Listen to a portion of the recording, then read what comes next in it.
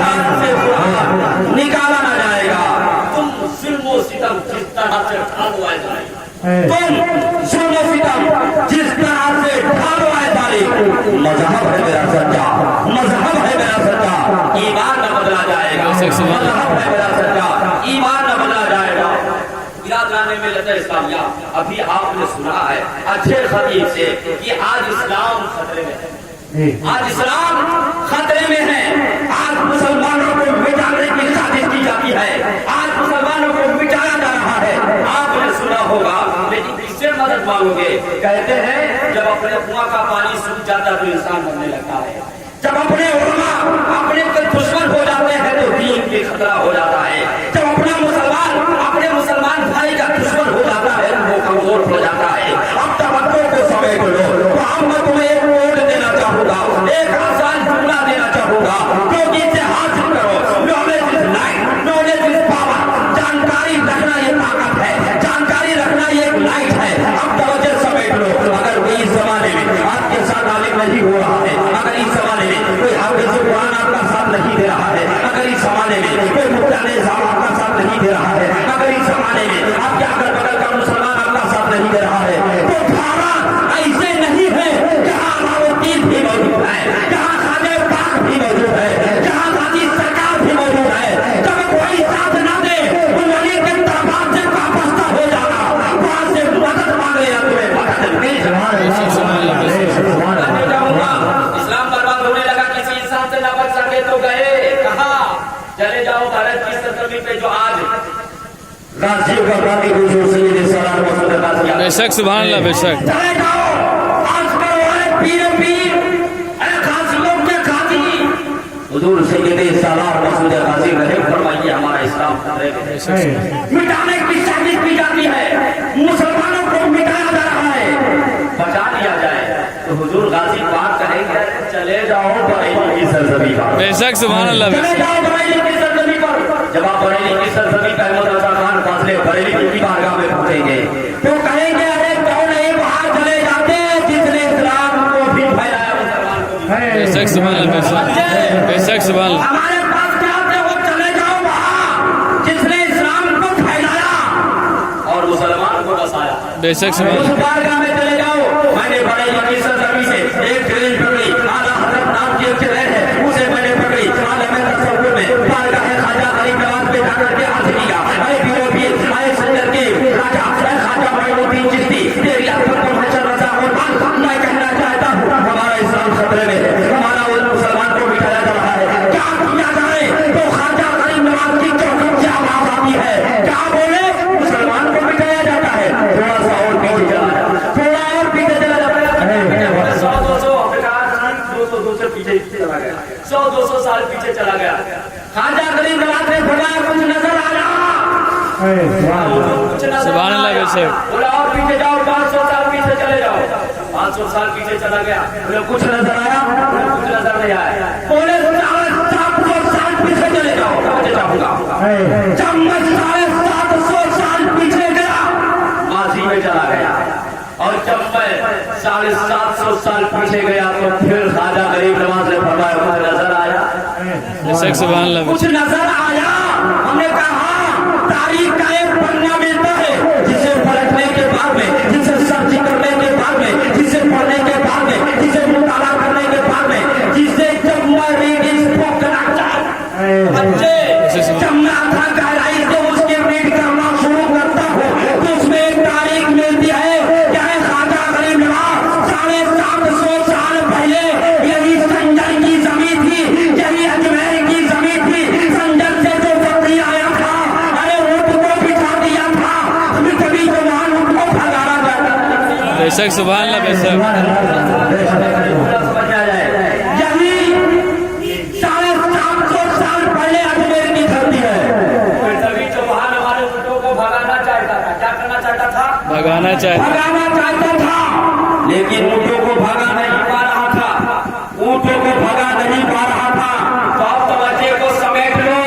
अरे जब ख्वाजा गरीब नवाज के बैठाए हुए ऊँट को कोई कभी चौहान जैसा न भगा सका, तो ख्वाजा गरीब नवाज के बसाए हुए मुसलमान को कोई कैसे उठा भगा सकता?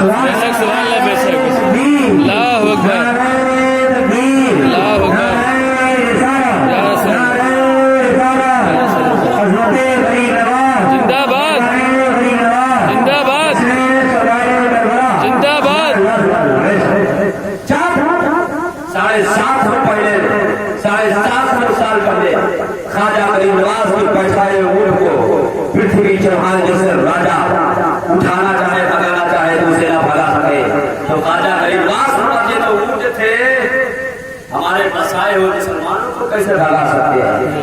दिल्ली में मिनिस्टर तो हर रोज बदलते हैं, अजमेर की धरती का सुल्तान न बदला जाएगा। दिल्ली में मिनिस्टर तो हर रोज बदलते हैं, अजमेर की धरती का सुल्तान न बदला जाएगा। हमारा कुरान किसी अखबार और किसी के मोबाइल और किसी की जबान के जरिए नहीं फैल रहा है। हमारा कुरान किसी का मोहताज नहीं है, या ऐसा कुरान है जो किसी का मोहताज नहीं बल्कि अल्लाह ताला ने पूरी जिंदगी पूरी दुनिया को समेट लिया है। कुरान में अल्लाह ताला ने साथ पर सारी किताब को डाल दी। ये कोई आदमी बहुत पावरफुल हो जाता है तो कहते हैं ये बहुत रूह है, ये बहुत रूह है, तो वो दुनिया की बात है। अल्लाह अपने कुरान को कह रहा सारी किताब बुला रही बाकी ये वो किताब है जिसमें सबको सोने की कोई गुंजाइश नहीं है। ये कुरान आज तुम्हारी पढ़ाई की जबान अगर है, अगर उसे बाहर में पूछ लिया जाए तो नहीं मिलेगी। पढ़ाई की जबान बाहर ना जा सके, बाहर की जबान मुंबई ना जा सके, मुंबई की जबान मद्रास ना जा सके, मद्रास की जबान कलकत्ता ना जा सके, हिंदुस्तान की जबान पाकिस्तान ना जा सके, पाकिस्तान की जबान मलेशिया ना जा सके, मलेशिया की जबान हाईलैंड ना जा सके, हाईलैंड की थाईलैंड ना जा सके। मैं तवज्जो चाहूंगा पूरे भारत नहीं पूरे दुनिया की जबान को आप एक तराजू में रखें। एक जबान दूसरी जबान नहीं जा सकती, एक दूसरी जबान की यहाँ पे नहीं बोली जा सकती, मगर तवज्जो चाहूंगा वारे कुरान तेरा कोई जवाब नहीं, तू उतना मक्का और मदीना में अच्छा गया पूरी दुनिया। बेशक सुभान अल्लाह बेशक जिस वक्त तू आया था, जिस वक्त तू नाज़िल हुआ, उस वक्त ना नेट का जमाना था, ना इंटरनेट का जमाना था, ना मोबाइल का जमाना था, ना सोशल मीडिया का जमाना था, ना अखबार का जमाना था।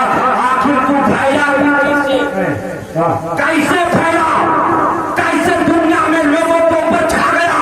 तो तवज्जो चाहूंगा कुरान कहता है अगर अखबार के जरिए फैला होता तो लोगों ने अगर अखबार के जरिए फैला होता तो लोगों ने चला दिया होता। गोया में अखबार के जरिए नहीं फैला बल्कि हाफिज़े कुरान के जरिए फैला।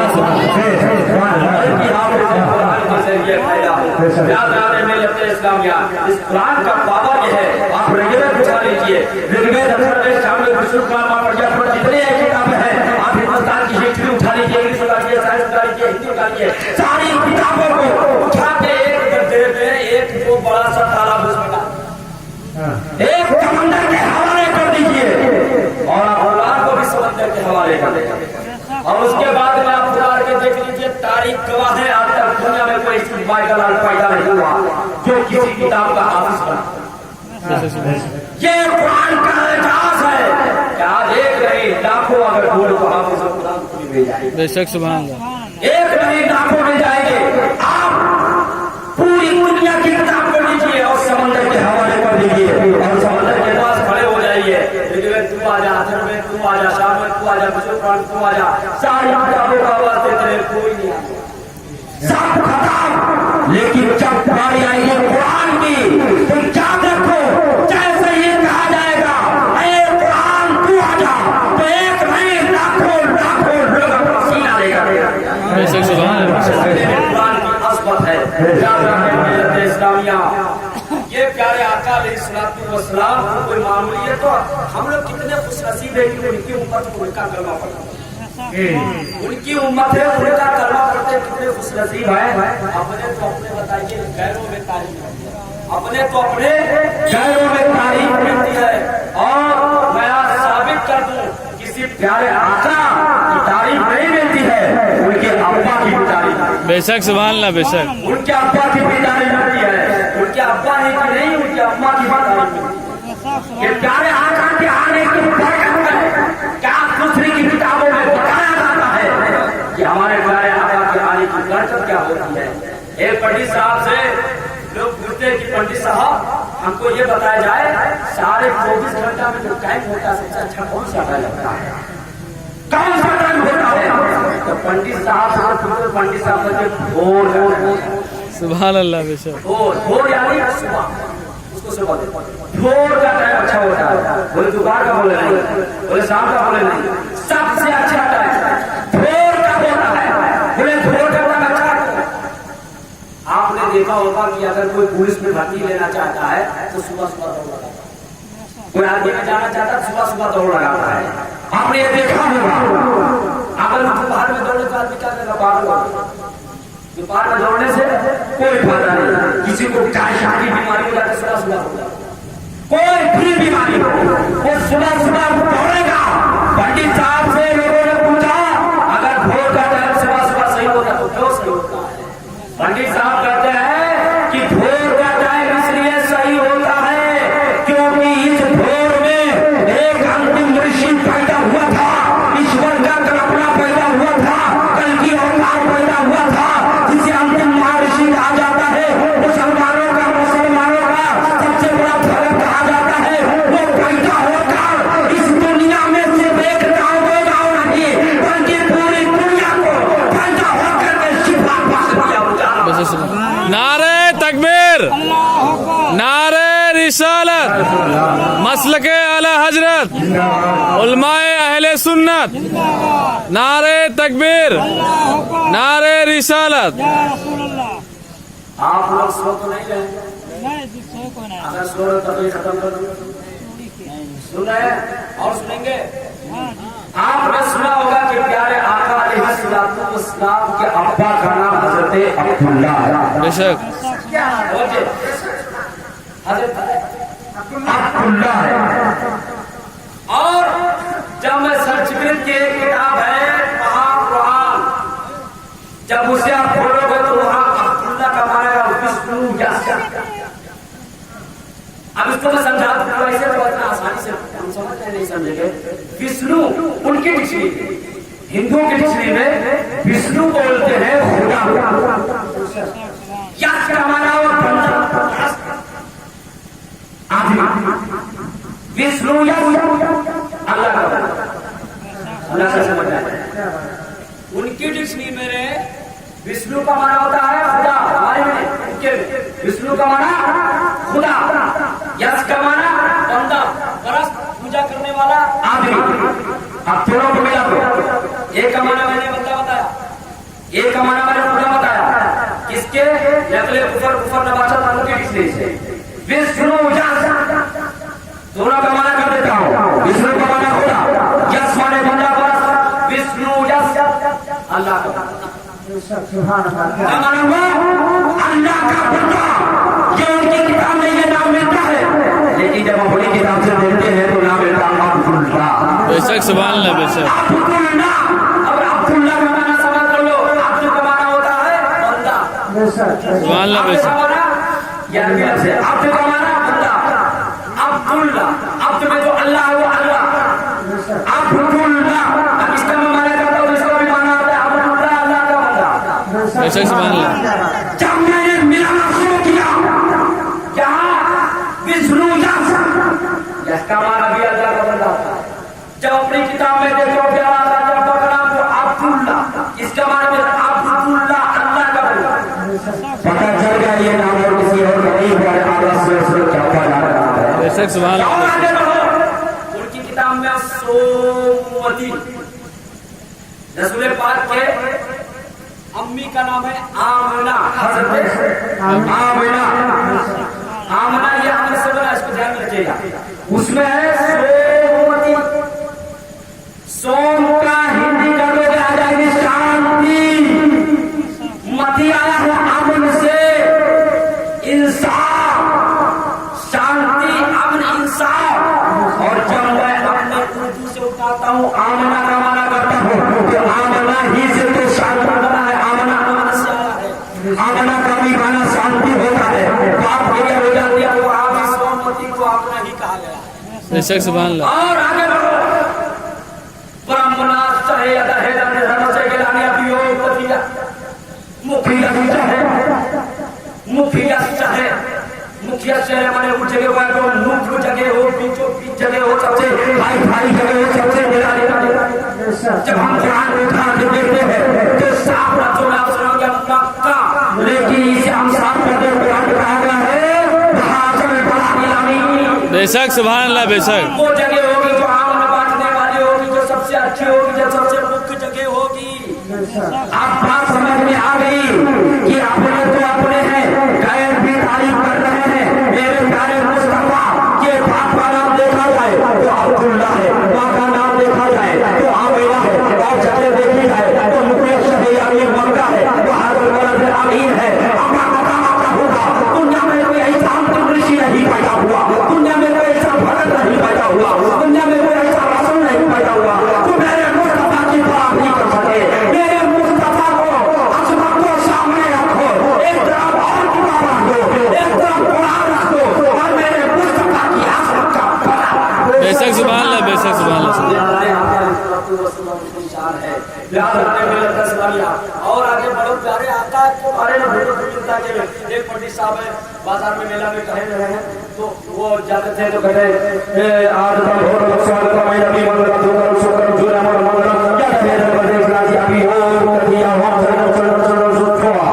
उसमें डाल देते हैं 2 फुट आगे बढ़ते फिर वही मंत्र पढ़ते फिर डाल देते। उनके जो वारिश थे वो भी निकले थे, टहल रहे थे, तो वो जब निकले तो उनके मुरीद कहते हैं बाबा ये का फोटो के फूल डाल रहा है। तो हजरत वारिस ने कहा चुप कर, थोड़ा और आगे बढ़े तो नजर से नजर मिलाई। सुभान अल्लाह। हजरत वारिस ने फरमाया चले गए। सुबह हुई, जब सुबह हुई तो क्या देखते हैं कि दरवाजे पे पंडित साहब खड़े। सुभान अल्लाह बेशक। दरवाजे पे पंडित साहब खड़े हैं। वारिस ने दरवाजा खोला, कहा क्या बात? कहा बाबा मुझे रामनगर जाना है। सुभान अल्लाह बेशक। मुझे रामनगर जाना है। रामनगर समझ लो यानी खुदा के पास जाना। वो कह रहे थे उल्टे ही चाल चलते हुए दीवार गाने, आंखों को बंद करते हुए दीदार किए। बेशक सुभान अल्लाह। समझ रहे थे कि ये वली है। कहते बाबा अगर हमसे कोई कहता रामनगर जाएगा हमको भी रामनगर हम तो यहाँ नहीं आए किधर रामनगर होता है, लेकिन वली का ध्यान इधर उधर नहीं होता है। वली का ध्यान हमेशा खुदा के करीब हुआ। बेशक सुभान अल्लाह। खुदा में खोया रहता है, तो और कुछ नहीं जानते हैं। जब पंडित साहब ने कहा मुझे रामनगर जाना है, तो अच्छा रामनगर, अगर रामनगर जाना है तो अहमदनगर होकर चले। बेशक सुभान अल्लाह बेशक सुभान अल्लाह। बात समझ में आ रही है? बेशक। अगर रामनगर जाना है तो अहमदनगर होकर चले जाओ। सुभान अल्लाह बेशक। खुदा तक जाना है तो मेरे मुस्तफा से होकर चले जाओ। बेशक सुभान अगर कोई चाहे खुदा तक पहुंचना तो बेगैर मुस्तफा के नहीं पहुंच सकता। बेशक बेशक। ये मेरे वाले से बात करवा रहे हैं। बेशक। अगर पंडित साहब हमें नाम रामनगर जाना है तो अहमदनगर होकर चले जाओ। कलमा पढ़कर खुदा के पास। बेशक सुभान अल्लाह बेशक। कलमा पढ़कर खुदा के पास पहुंचा तो पंडित साहब ने कहा हमको नहीं मालूम है अहमदनगर कहाँ है, हमको नहीं मालूम है अहमदनगर कहाँ है। तो कहा वली नगर से होकर रास्ता जा रहा है। बेशक सुभान अल्लाह बेशक। वली नगर से होकर रास्ता जाता है। अब बच्चे समझ लो, अगर कोई चाहे मुस्तफा तक पहुंचना तो जब तक खाता की चौखट पे हाजिरी नहीं देगा, जब तक पंडित वादक के साथ मानेगा नहीं, जब तक वो मुस्तफा तक नहीं पहुंच सकता, और जब तक मुस्तफा तक नहीं पहुंचेगा वो खुदा तक नहीं। बेशक सुभान अल्लाह सुभान अल्लाह। पंडित को समझा दिया अगर तुम्हें रामनगर जाना है तो अहमदनगर होकर जाना पड़ेगा, और अगर तुम्हें अहमदनगर का रास्ता नहीं मालूम है तो वली नगर के पास चले जाओ। वली नगर होकर जाओगे मुस्तफा के पास। बेशक सुभान अल्लाह बेशक। ये है जानने जो जानकारी। लेकिन आजकल भाई जो नानक का जूता और जिसके लगा पकड़ा का पैजामा महीने हमारी आज मैं कुर्सी पे बैठा हूँ, अगर इसमें से कोई एक माला हमारे उसमें डाल देता गले में तो अगर उसमें ऊपर होता तो ऐसा काम देता है। इसके ऊपर माला डालना मुश्किल है। अरे ऐसे शिर्क वो लोगों को सिखा दो, बोले शिर्क है। ताज्जुब है, हमको समझ में नहीं आता है कि हमारे सुन्नी जाते चाहते